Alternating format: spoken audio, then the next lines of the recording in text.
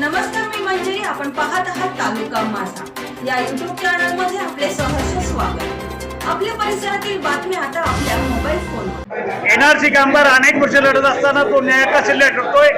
त्याची सौदेबाजी होता कामा नये.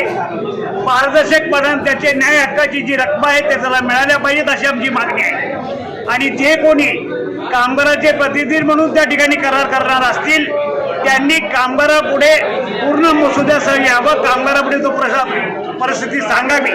एवढंच नाही तर प्रत्येक कामगाराला किती रक्कम मिळणार आहे, त्याची थकबाकी किती आहे, त्याच्यामध्ये इतर रक्कम किती आहेत, त्याचा मोबदला किती मिळणार आहे, त्या प्रकारचं प्रत्येक कामगाराला द्यावं आणि त्यानंतरच मग कामगार त्याबाबतचा विचार करेल. अन्यथा अशा प्रकारच्या गोष्टीला कामगारांचा पूर्णपणे विरोध आहे.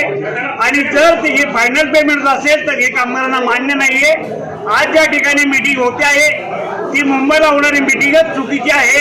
ही मीटिंग एनआरसीच्या कुठल्या तरी परिसरामध्ये होणं आवश्यक होतं आणि ही गोष्ट चुकीची आहे की त्या ठिकाणी कामगार जाऊ शकत नाही. म्हणून आम्ही या ठिकाणी उपस्थित राहून आजच्या त्यांच्या कराराला विरोध करत आहोत. करार केला होता त्या करारासंदर्भात संपूर्ण माहिती कोणालाच दिलेली नाही.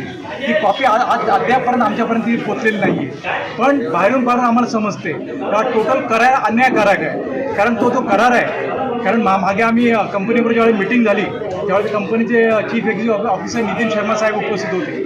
त्यांनी म्हटलं तुम्हाला 200 करोड मिळणार, 200 करोडच्या पलीकडे काय मिळणार नाही, तुम्ही जर केलं तर तो शहाणपण असेल म्हणून. पण त्या 200 करोड ज्यावेळी वाटप करण्याची वेळ आली, कामगार जे एनआरसी मजदूर संघ प्रतिनिधी होते, महाराष्ट्र जनरल कामगार होते, मी स्वतः होतो स्टाफनंतर्फे, तर मॅनेजमेंट स्टाफतर्फे दिनकर वनकटी साहेब होते.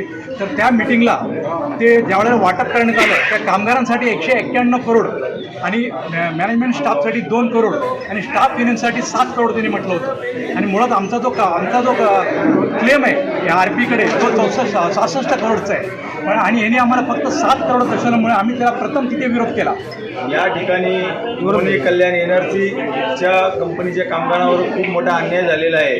तरी देशाचे पंतप्रधान नरेंद्र मोदी साहेब, गृहमंत्री अमित शाह साहेब आणि महाराष्ट्राचे मुख्यमंत्री देवेंद्र फडणवीस साहेब आणि या जिल्ह्याचे पालकमंत्री जे अनाथांचे नाथ एकनाथ शिंदे साहेब, ते दिघे साहेब त्यांचे गुरु आहेत शिंदे साहेबांचे. आणि दिघे साहेबांची शिकवण आहे की कुठल्याही याच्यावर अन्याय होता कामा नये. तसेच याच शिकवणीला हाताशी धरून शिंदे साहेब उपमुख्यमंत्री महाराष्ट्राचे आहेत, ते या कामगारांना न्याय देतील ही आमची कामगारांची अपेक्षा आहे.